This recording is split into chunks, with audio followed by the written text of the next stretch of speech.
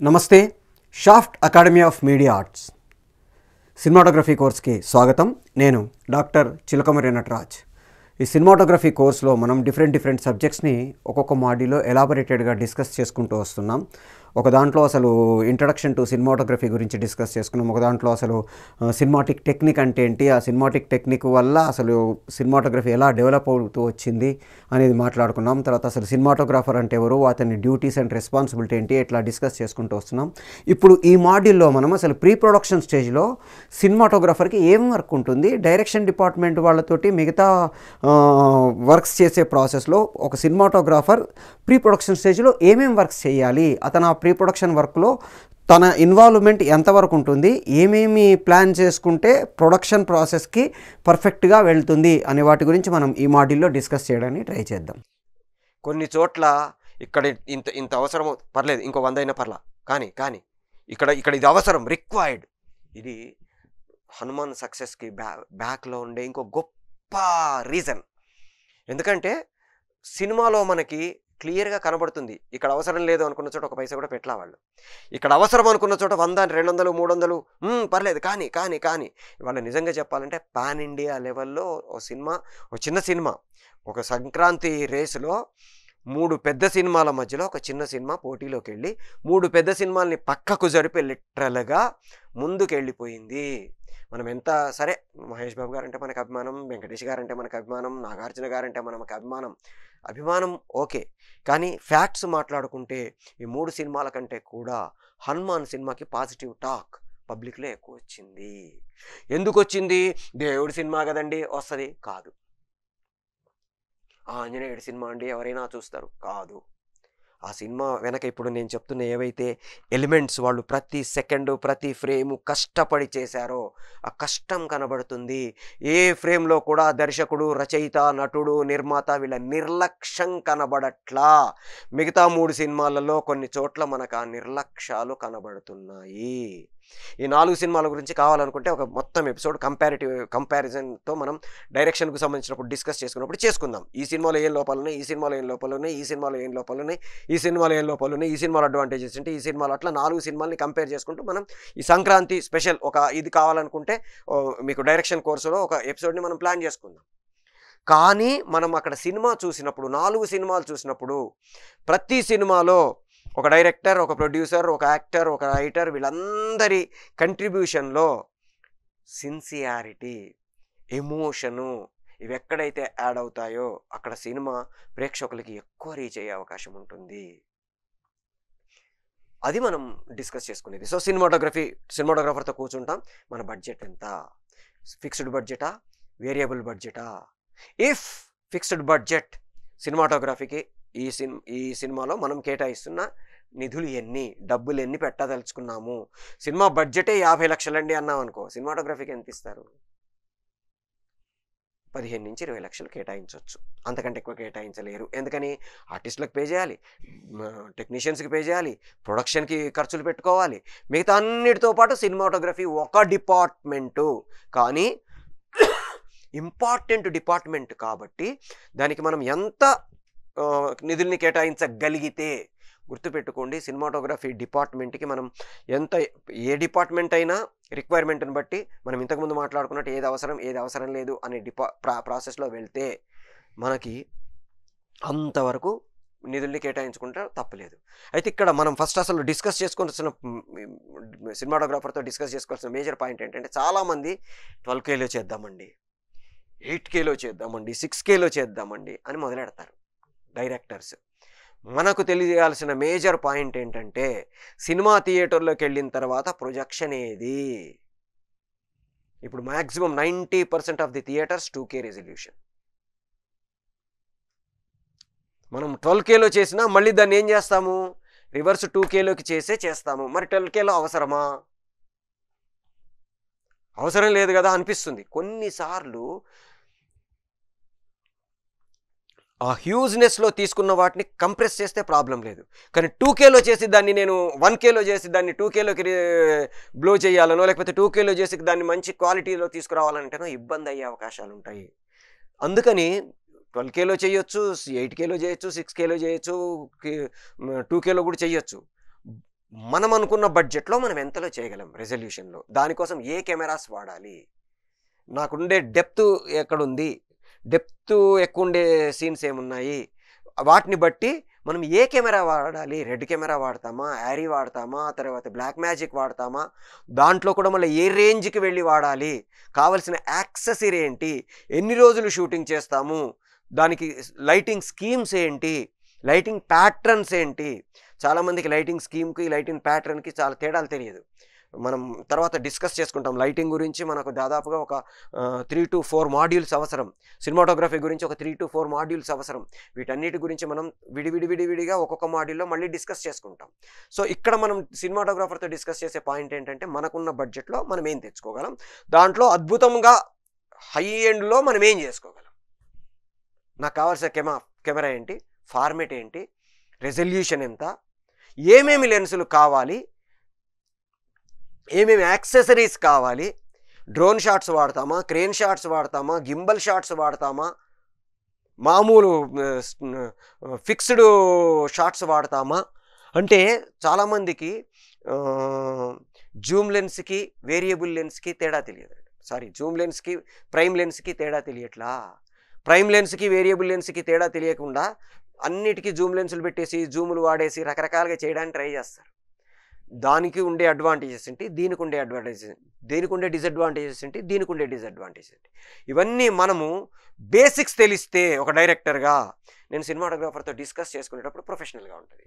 తెలియదు అనుకోండి, సినిమాటోగ్రాఫర్ చెప్పింది వేదం. సార్ ఒక పని చేద్దాం సార్, ఈ సినిమా రెడ్లో వద్దు సార్, హ్యారీలో కూడా వద్దు, బ్లాక్ మ్యాజిక్లోకి వెళ్దాం.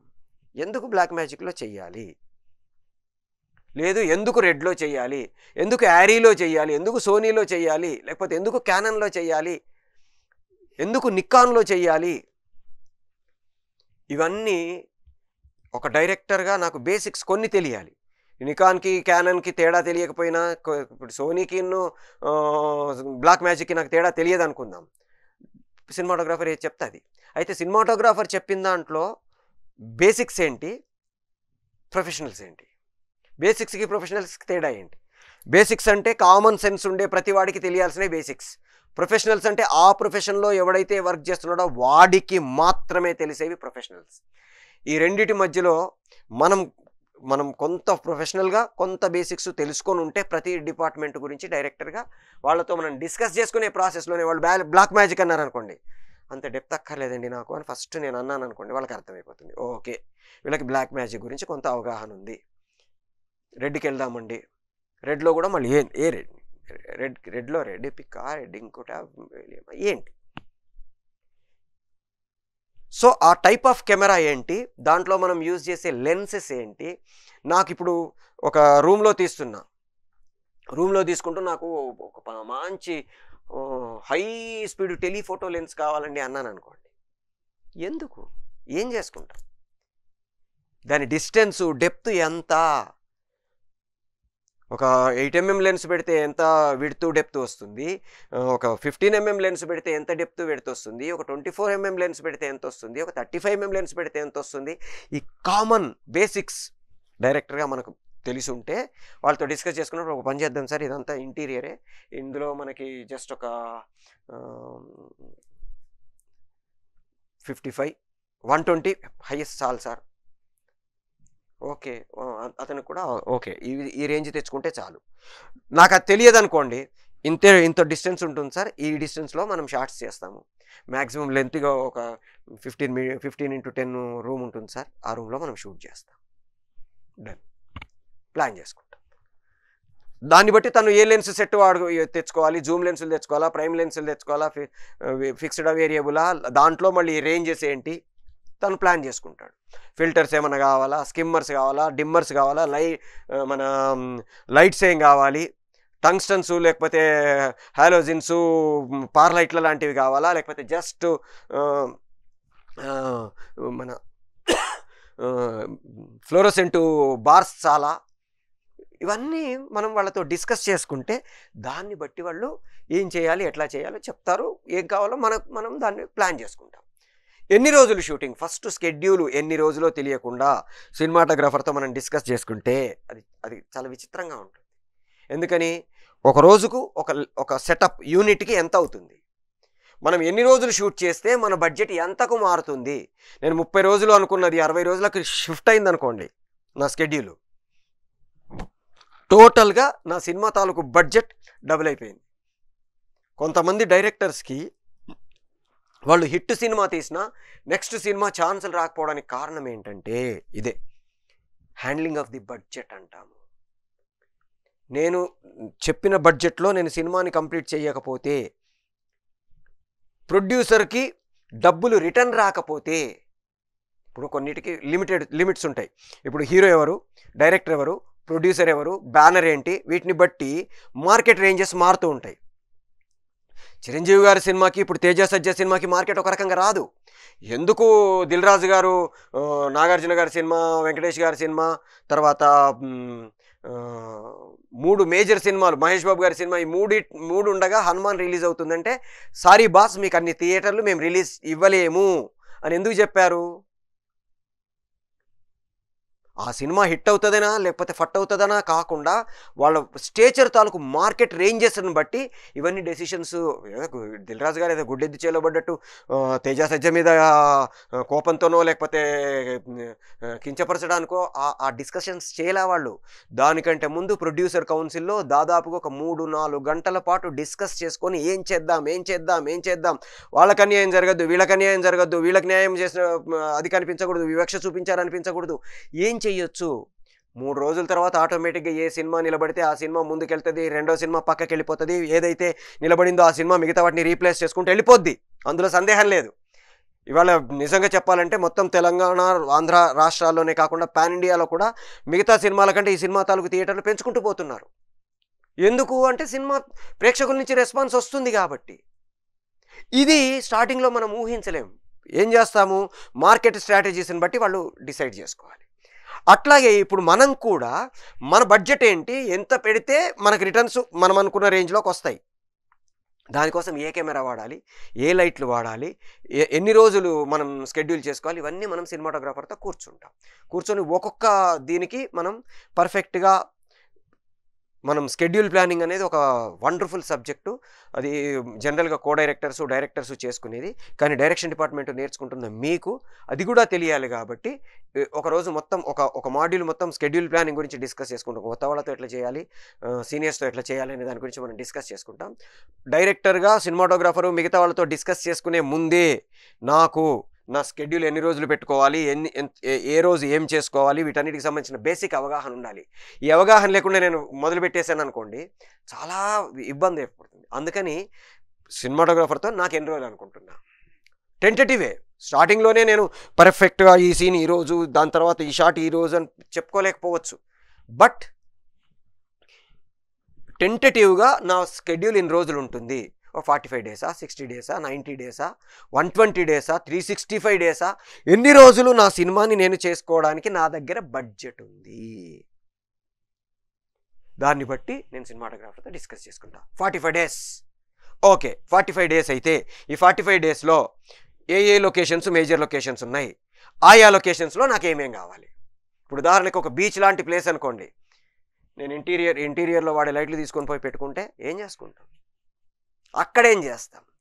8 రకాల లైటింగ్ స్కీమ్స్ ఉంటాయి. చాలామంది సినిమాటోగ్రాఫర్స్కి, సీనియర్ సినిమాటోగ్రాఫర్స్కి లైటింగ్ స్కీమ్ అంటే ఏంటో తెలుసు, లైటింగ్ ప్యాటర్న్ అంటే ఏంటో తెలుసు. కొత్త వాళ్ళకి సినిమాటోగ్రాఫర్స్ కూడా చాలామందికి తెలియదు. ఒక 8 రకాల లైటింగ్ స్కీమ్స్ ఉంటాయి, కొన్ని రకాల లైటింగ్ ప్యాటర్న్స్ ఉంటాయి. ఈ లైటింగ్ ప్యాటర్న్ ఏంటి, స్కీమ్ ఏంటి, వీటి గురించి మళ్ళీ మనం మాట్లాడుకుంటాం. సో 8 రకాల లైటింగ్ స్కీమ్స్లో ఏ ప్లేసులలో ఏ స్కీమ్కి వెళ్తున్నాము, ఆ స్కీమ్లోనే ఎందుకు చేయాలి. సో ఇవన్నీ మనం డిస్కస్ చేసుకొని సినిమాటోగ్రాఫర్తో నా రిక్వైర్మెంట్ ఇది. ఒక గింబల్ వేసుకొని సినిమా మొత్తం షూట్ చేసిన వాళ్ళు ఉన్నారు. క్రేన్లు, గింబల్లు, డ్రోన్లు, ప్రైమ్ లెన్సులు, ట్రాలీలు, ట్రాకులు అన్నీ వేసుకొని సినిమాలు చేసిన వాళ్ళు ఉన్నారు. నేను ఎలా చేయాలి, షోల్డర్ మీద చేసుకొని పరిగెట్టాలా, లేకపోతే చేతుల్లో హ్యాండిల్ చేయాలా, లేకపోతే ఖచ్చితంగా ట్రైపాడ్ వాడాలా, లేకపోతే ట్రాలీ ట్రాక్ వేసుకోవాలా, ఇవన్నీ కూడా సినిమాటోగ్రాఫర్తో నేను పర్ఫెక్ట్గా డిస్కస్ చేసుకొనే నేను సెట్లోకి వెళ్ళాలి. అక్కడికి వెళ్ళిన తర్వాత నాకు ట్రాక్ అండ్ ట్రాలీ కావాలండి అంటే యూనిట్